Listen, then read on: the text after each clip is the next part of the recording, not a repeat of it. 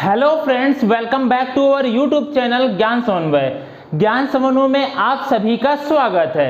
आज का हमारा जो टॉपिक है वो है हमारा राष्ट्रपति, जिसे हम लोग बोलते हैं प्रेसिडेंट। क्या बोलते हैं? प्रेसिडेंट बोलते हैं। तो सबसे पहले हम देखेंगे कि हमारा संविधान जो हमारा कॉन्स्टिट्यूशन है उसमें राष्ट्रपति की चर्चा कहां पर की गई है। तो संविधान में हमारे राष्ट्रपति की चर्चा जो की गई है वो भाग 5 में की गई। किसमें की गई है? भाग 5 में की गई, या फिर हम लोग इंग्लिश में बोले तो पार्ट 5 में की गई है। आखिर हमारे पार्ट 5 या फिर भाग 5 में कितने आर्टिकल्स आते हैं या फिर कितने अनुच्छेद आते हैं? तो हमारे पार्ट 5 में आर्टिकल 52 से लेकर 151 आता है। कितने आते हैं? पार्ट 5 में हमारे आर्टिकल 52 से लेकर 151 आर्टिकल आता है। इसी में हमारे राष्ट्रपति की चर्चा है, उपराष्ट्रपति की चर्चा है, प्रधानमंत्री की चर्चा है, उप प्रधानमंत्री की चर्चा है, कैग सबके बारे में इसी में चर्चा की गई है। इसीलिए 52 से लेकर 151 तक है। तो आज का जो हमारा टॉपिक है वो है हमारा राष्ट्रपति। और राष्ट्रपति के अनुच्छेद को हम कैसे याद करेंगे? ट्रिक के माध्यम से। और राष्ट्रपति के अनुच्छेद हमारे क्या क्या होते हैं और उनकी क्या विशेषता है, तो सबके बारे में हम लोग आज की वीडियो में जानेंगे। अगर आप हमारे चैनल पर नए आए हैं तो हमारे चैनल को पहले सब्सक्राइब कर लीजिए और बेल आइकन को प्रेस कर लीजिए। चलिए हम सबसे पहले बात करते हैं हमारा संविधान आखिर बनकर तैयार कब हुआ। तो हमारा संविधान जो बनकर तैयार हुआ वो बनकर तैयार हुआ हमारा 26 नवंबर 1949 को। कब बनकर तैयार हुआ? 26 नवंबर 1949 को। पर हमारा जो संविधान है उस दिन लागू नहीं हुआ पूरे भारत में। क्यों नहीं लागू हुआ? क्योंकि 26 नवंबर 1949 में हमारा संविधान सिर्फ बनकर तैयार हुआ था और उसको जब लागू किया गया वो 2 महीने के बाद में लागू किया गया। 26 जनवरी 1950 को लागू किया गया, जिस दिन हम लोग क्या मनाते हैं? गणतंत्र दिवस मनाते हैं, या फिर हम लोग बोले तो रिपब्लिक डे मनाते हैं या फिर सेलिब्रेट करते हैं। तो हमें बात जो करनी है वो राष्ट्रपति के बारे में करनी है, जो कि हमारे संविधान कॉन्स्टिट्यूशन में राष्ट्रपति की चर्चा किस आर्टिकल में कहां से कहां तक करी गई। तो सबसे पहले हम जो बात करेंगे वो बात करेंगे राष्ट्रपति के अनुच्छेद के ट्रिक की। तो सबसे प्यारी ट्रिक है, आप लोग ये नोट कर लीजिएगा। क्या ट्रिक है हमारी? पकानी कोका द्वयोदशम। क्या है? पकानी कोका द्वयोदशम। पा से हमारा क्या हो जाएगा?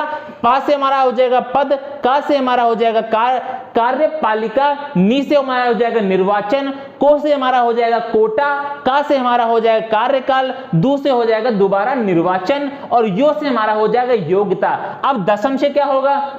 तो दा से हमारा होगा दशा, शा से हमारा होगा शपथ, और मां से हमारा क्या होगा? महाभियोग, जिसे हम लोग बोलते हैं इम्पीचमेंट।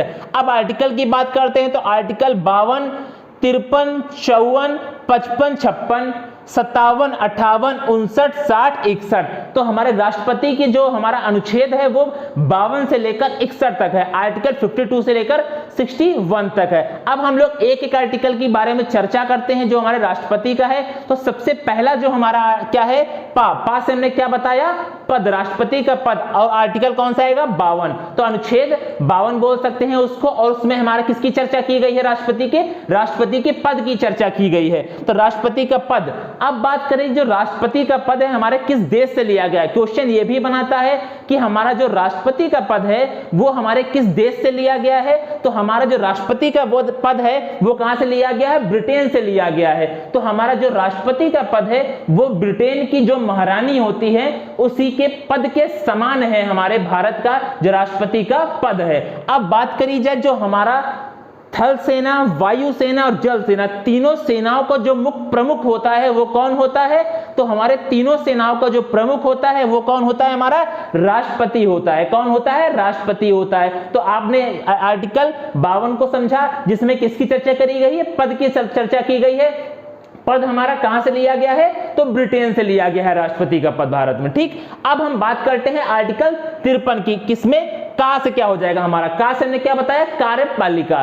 तो आर्टिकल 53 में हमारे किसका चर्चा की गई है? कार्यपालिका, या फिर इंग्लिश में बात करें तो उसे बोलते हैं एग्जीक्यूटिव। क्या बोलते हैं? एग्जीक्यूटिव बोलते हैं। अब हम बात करें थोड़ी सी एग्जीक्यूटिव क्या होता है। जैसे आप लोग बैंक में जाते हैं तो हर एक डिपार्टमेंट वहां पर अलग होता है। कोई डिपार्टमेंट हमारा कैशियर का होता है, तो कोई हमारा डिपॉजिट का होता है, तो कोई डिपार्टमेंट हमारा होता है लोन का।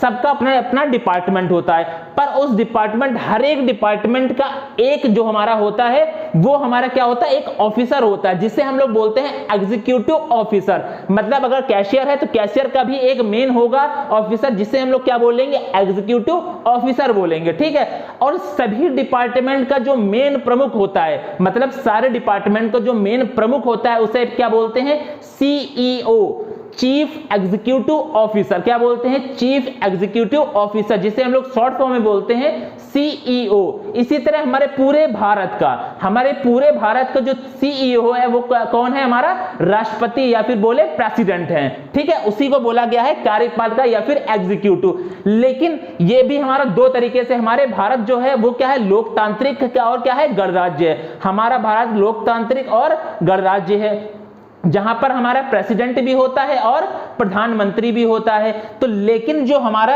एग्जीक्यूटिव है इसमें वास्तविक और औपचारिक, मतलब जो वास्तविक रूप से जो हमारे पूरी सरकार को चलाता है वो कौन चलाता है भारत में, तो हमारा प्रधानमंत्री या फिर पीएम चलाता है पूरी सरकार को। लेकिन जितने भी ऑफिशियल कार्य होते हैं, जितने भी कोई भी डिसीजन लेता है उस पर जो साइन होते हैं, साइन जो मेन होते हैं वो किसके होते हैं, हमारे प्रेसिडेंट के होते हैं। इसीलिए जो वास्तविक जो कि रियल जो सरकार जो चलाता है वो हमारा कौन चलाता है, पीएम चलाता है। लेकिन जो हमारा औपचारिक रूप से जितने भी डिपार्टमेंटल कार्य, जितने भी साइन की कहीं भी जो कोई भी बिल पास कर रहा है, कोई भी नया कानून बना तो उसमें साइन जो किसके इंपॉर्टेंट है, वहां पर प्रेसिडेंट के होते हैं, ठीक है। तो यही हमारा हुआ क्या, आर्टिकल 53, जिसमें कार्यपालिका या फिर एग्जीक्यूटिव की चर्चा की गई है। अब बात करते हैं हम लोग आर्टिकल 54 की। उसमें क्या लिखा है, नी से हमारा क्या हो गया, निर्वाचन, जिसे हम लोग बोलते हैं इलेक्शन। क्या बोलते हैं, इलेक्शन बोलते हैं। अब राष्ट्रपति का इलेक्शन कैसे होता है, उसमें कौन कौन भाग लेता है और कौन कौन नहीं होता है,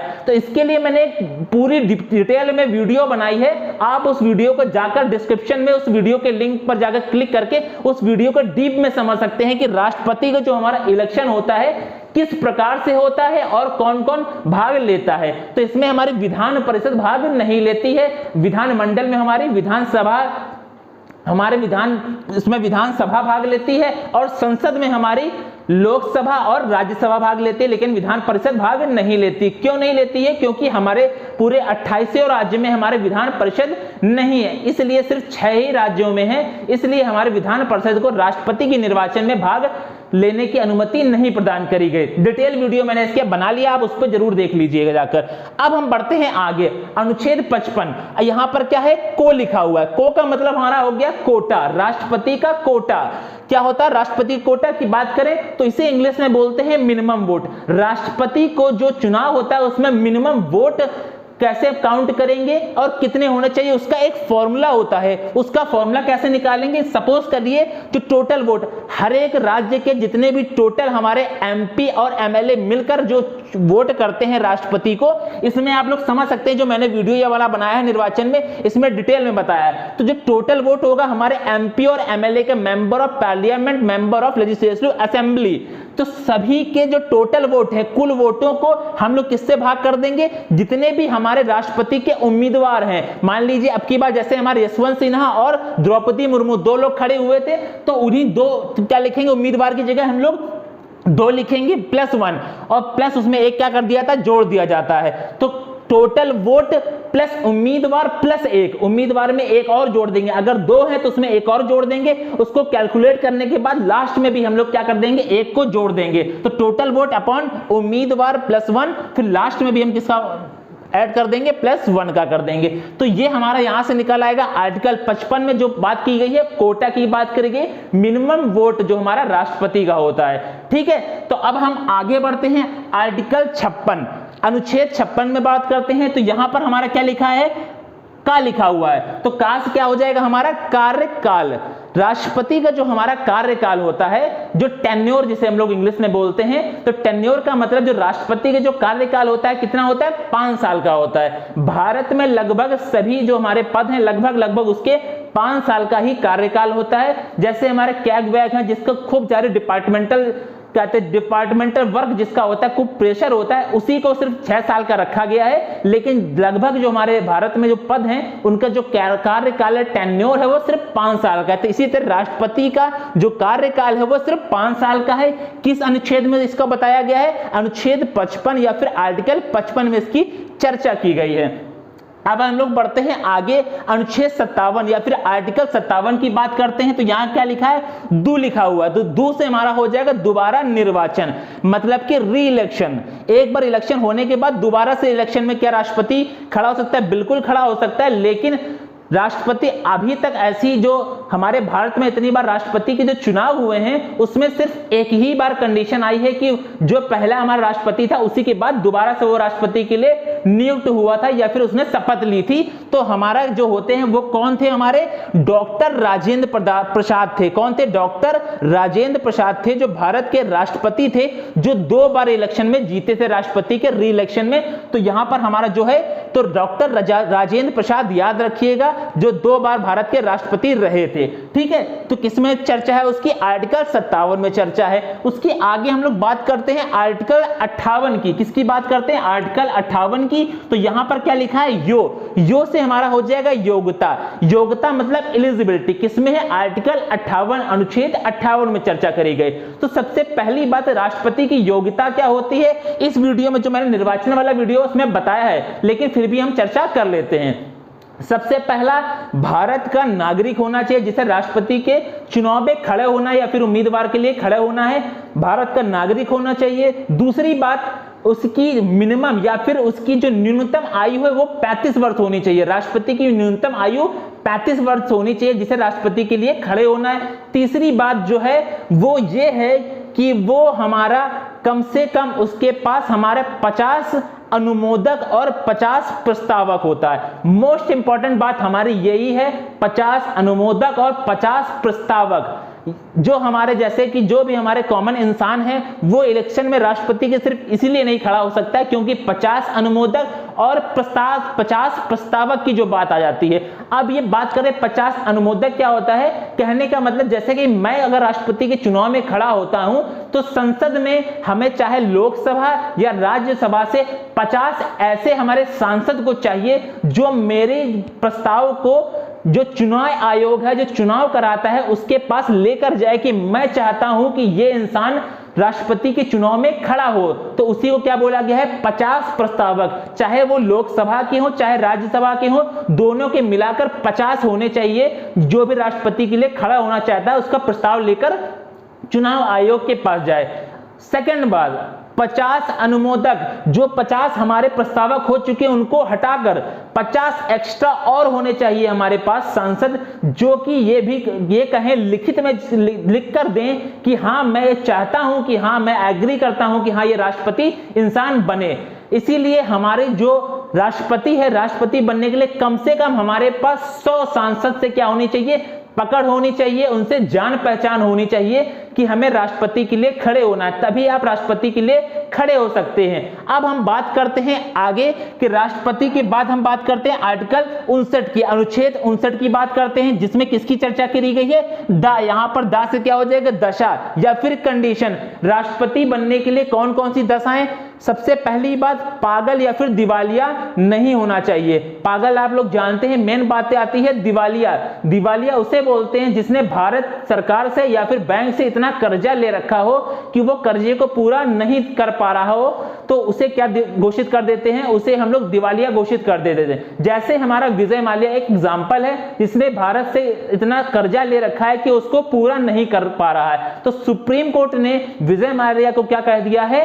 दिवालिया घोषित कर दिया है। तो ये हमारे क्या आ जाएंगे? सब कंडीशन किसमें आ जाएंगी? दशाओं में। तो राष्ट्रपति की दशाएं क्या है? आर्टिकल 59 में कही गई चर्चा। उसके बाद जो हमारा इंपॉर्टेंट है अनुच्छेद 60, जिसे हम लोग अनुच्छेद 60 बोलते हैं। देखिए यहां पर शाह लिखा हुआ है, शाह से हमारा क्या हो जाएगा? शपथ, जिसे हम लोग इंग्लिश में बोलते हैं ओथ। अब बात आती है, राष्ट्रपति जीत गया राष्ट्रपति को, लेकिन शपथ कौन दिलाएगा? राष्ट्रपति को शपथ कौन दिलाएगा? तो राष्ट्रपति को जो शपथ दिलाते हैं उसे वो कौन दिलाते हैं? CJI, chief justice of India, पूरे भारत के मुख्य न्यायाधीश दिलाते हैं। कौन?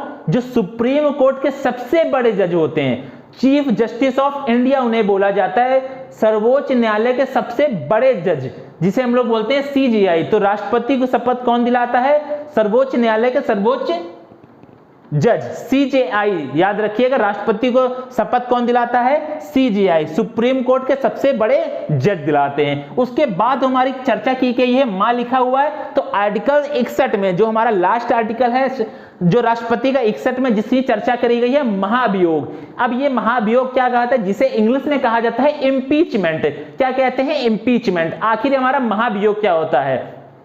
अगर आप लोगों को राष्ट्रपति नहीं पसंद है तो राष्ट्रपति को हटाने के लिए जो प्रोसेस है, तो उसके लिए एक वर्ड हमारे संविधान में यूज किया गया है जो कि सिर्फ हमारे राष्ट्रपति के लिए ही यूज किया जाता है, महाभियोग यूज किया जाता है। क्वेश्चन पूछा जाएगा कि महाभियोग शब्द किसके लिए प्रयोग किया जाता है? तो राष्ट्रपति को अपने पद से हटाने के लिए किसका यूज करते हैं? महाभियोग का यूज करते हैं या फिर इंपीचमेंट का यूज करते हैं। अब बात आती है राष्ट्रपति को हम हटाते कैसे हैं, इसके लिए हम डिटेल में आप लोगों को पूरा वीडियो बना देंगे, लेकिन हम कुछ बात कर लेते हैं। तो जो राष्ट्रपति को हटाने के लिए जो प्रस्ताव लाया जाता है, वो चाहे आप लोकसभा में लाइए या फिर राज्यसभा में, दोनों से किसी भी हमारे सभा में लाया जा सकता है। लेकिन इसमें जो हमारे लोकसभा में दो मनोनीत जो हमारे एंग्लो इंडियंस होते हैं, वो राष्ट्रपति के जो महाभियोग में भाग लेते हैं, और जो हमारे 12 मनोनीत सदस्य होते हैं राज्यसभा में, वो भी हमारे भाग लेते हैं। यहां पर जो हम निर्वाचन में है, तो 2 एंग्लो इंडियंस और 12 जो हमारे मनोनीत निर्वाचित जो हमारे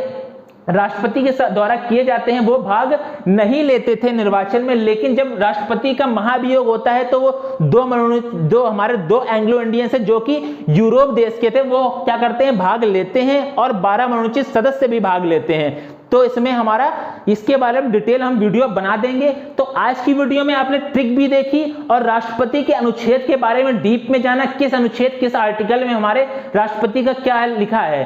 ठीक है, तो संविधान के बारे में ये आज की वीडियो थी। आप लोगों को अगर हमारी वीडियो पसंद आई है तो आप अपने दोस्तों को जरूर शेयर करिए, और हमारे चैनल को सब्सक्राइब करना मत भूलिए, और लाइक के बटन को भी दबाना मत भूलिए। चलिए मिलते हैं नेक्स्ट वीडियो में। आज की वीडियो में बस इतना ही।